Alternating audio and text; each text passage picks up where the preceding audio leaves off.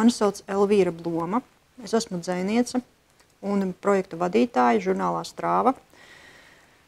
Un šodien es muzejiem piedāvāju sava apakšžokļa atlējumu. Un šādus te atlējumus veido zobārsta kabinetos, tad, kad ir nepieciešama zobu nakts kape. Un nakts kape man ir nepieciešama tāpēc, ka es griežu zobus naktī. Un zobus es griežu tāpēc, ka es stresoju daudz ikdienā. Un daļai tas ir arī saistīts ar no bērnības mantot posttraumatiskā stresa, tāda sindromiņa mazliet. Un jā, tas nozīmē, ka es gandrīz nekad nekur nejūtos droši. Un ķermenis attiecīgi, protams, stresa situācijās reaģē gatavojoties cīņai. Un jā, no aizlaikiem tas ir pirmkārt dūres un zobi, tā kā, lai kostu kaut kam, lai aizstāvētos vai uzbruktu. Nu, aizstāvētos, teiksim tā. Jā, un līdz ar to tad ir savilkts tas apakšžoklis, un kaut kādā veidā tai spriedzei ir jāizpaužās un izpaužas miegā. Un, bet tad, kad es rakstu, tad mans apakšžoklis nav saspringts. Un tad es jūtos brīvi un es jūtos drošībā. Un rakstīšana un šī radošā telpa, kur es uzturos vai cenšos uzturēties regulāri, ir mana drošā telpa, kur es paglābjos tātad no šīm ikdienas briesmām. Jā, un tāpēc faktiski šis apakšžoklis ir tāds kā savā veidā, nu, varētu teikt kaut kāds tā kā simbols tam, ka rakstīšana piedāvā iespēju atslābt un būt drošībā. Un radošums līdz ar to man, protams, ir ārkārtīgi svarīgs, un es to uztveru ļoti personīgi, un es to ļoti sargāju. Savukārt šeit, šajā te rentgena attēlā, ir šis te apakšžoklītis redzams tā oriģinālajā atrašanās vietā, proti manā galvaskausā. Un te arī pats apakšžoklītis ir oriģināls. Šis te ir, protams, mākslīgs, replika, bet te viņš tāds īsts ir. Lūk, un pašu visoriģinālāko apakšžoklīti varēs aplūkot pēc manas nāves, cerams, ka nē, jo viņš būs kaut kur nobēdzināts tādā apakšzemē. Man negribētos to teikt tik vienkāršoti, ka tas noņem stresu, ka tas ir kaut kāds līdzeklis, kā atslāpt. Nē, tas nav gluži tā domāts. Tas ir drīzāk, ka šajā mentālajā, radošajā telpā es varu būt pilnībā es. Kamēr tajā realitātē kaut kādu fizisku, mentālu, arī traumatisku notikumu rezultātā, iespējams, man ir mazliet grūtības. Un, jā, protams, šīs lietas ir savā starpā saistītas, bet tajā pat laikā, protams, arī tā tieksme rakstīt un tieksme radīt, tā ir arī neatkarīga no kaut kādiem traumatiskiem notikumiem. Un arī, es varētu drīzāk teikt, tā ir tāda iedzimta arī vajadzība, pat nepieciešamība, bez kuras nav iespējams iztikt. Un, jā, un tajā brīdī, kad es rakstu, es esmu pilnībā es varu izpaust sevi un savu pieredzi, un galvenais, ka es arī varu nodarboties ar šo te radošumu, ko es uzskatu, ka tā ir kaut kāds mans dzīves uzdevums, radīt un sevišķi rakstīt. Man liekas, ka tas ir kaut kas, ko man ir jādara neatkarīgi no tā, kādas man ir slimības vai mentāli traucējumi. Un,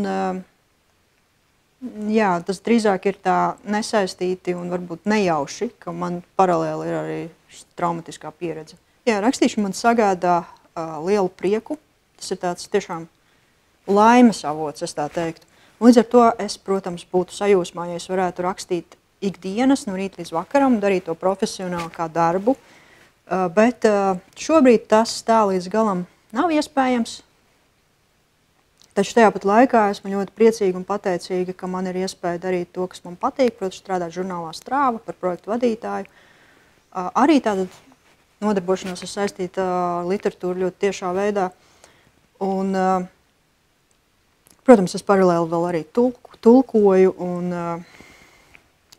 daru visādas lietas, braucu uz pasākumiem, uzstājos, kas ir varbūt tāds mazāk patīkams pienākums, bet jā, jebkurā gadījumā rakstīšana ir kaut kas tāds, ko es varētu darīt nemitīgi, ja vajadzētu un varētu. Vēl, ko būtu ļoti svarīgi pieminēt par šo absolūti unikālo priekšmetu, ir tas, ka tas simbolizē niknumu dzejā, ko es uzskatu par ļoti svarīgu elementu, tādu dusmīgumu un nebaidīšanos, varētu to nosaukt arī par kareivīgumu,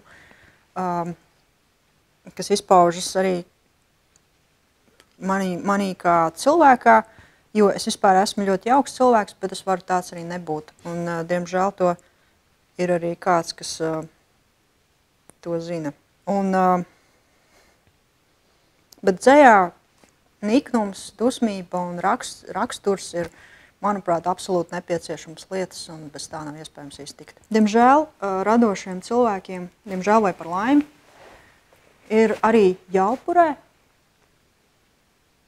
un daudz kas patiesībā, jo es uzskatu, ka tā īsti nodarboties ar rakstniecību var tieši vienatnē un esot savā tajā ļoti privātajā, individuālajā telpā. Un tāpēc, ja godīgi, dažkārt ir grūti būt attiecībās un vienlaikus arī aktīvi rakstīt. Man tas ir sarežģīti, man ir vieglāk būt vienai, un tad es varu pilnībā nodarboties ar visām tām lietām, kas man patīk. Lai varētu rakstīt, ir nepieciešama pirmkārt laiks, un ir nepieciešama mentālā telpa. Tas nozīmē, ka nevajadzētu būt pārāk daudz lietām, par ko es to brīdi domāju un par ko es satraucos. Un ja ir šis te laiks, un ja ir šī brīvība iekšējā, tad rakstīt ir ļoti viegli. Vēl ideālā variantā, ja ir iespēja aizbraukt uz mežu, pastaigāt pa mežu, būt pie dabas, arī tas ļoti, ļoti iedvesmo un palīdz arī tā iekšēji sakārtoties un atrast to radošo stīgu, to dzejas vielu, kā es to saucu, kas tad arī plūs no tevis. Mūsdienās dzejas loma mainās neizbēgami, un līdz ar to ir jāmainās arī dzejniekiem, jo dzejniekam ir noteikta misija. Dzejnieks tātad pastāv sabiedrības labā arī ne tikai sevis dēļ. Lai gan, protams, dzejnieks vienmēr būs ļoti subjektīva un tāda, kā lai pasaka, egocentriska būtne, kas ir pilnīgi normāli. Bet tāpat laikā es domāju, ka katram dzejniekam ir jāapzinās sava misija, kas ir tātad caur sevi piedāvāt sabiedrībai kaut kādu dziļāku realitātes redzējumu vai tādu daudz no cita skatu punkta, piedāvāt paskatīties no cita skatu punkta vai piedāvāt tādu brīvības izjūtu. Tāpat laikā arī ir svarīgi, ka dzejnieks vienmēr būs vārda brīvības aizstāvis, un dzejnieks vienmēr pārkāps robežas un palīdzēs iziet no kaut kādiem rāmjiem, lai mazliet atkāptos un ieraudzītu lietas citādi.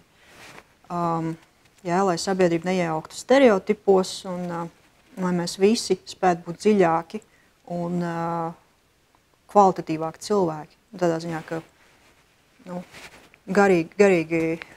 garīgā ziņā mazliet augstākā līmenī.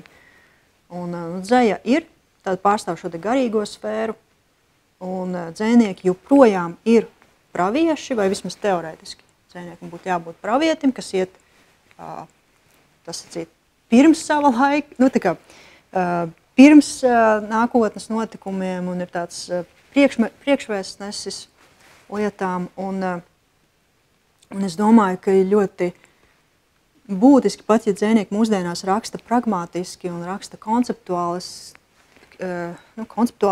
un izmanto dažādas ironijas paņēmienus un tā tālāk, ja tomēr, man liekas, vienalga svarīgi, ka katrs dzejnieks apzinātu savu praviešu tādu misiju, tādā vai citādā ziņā.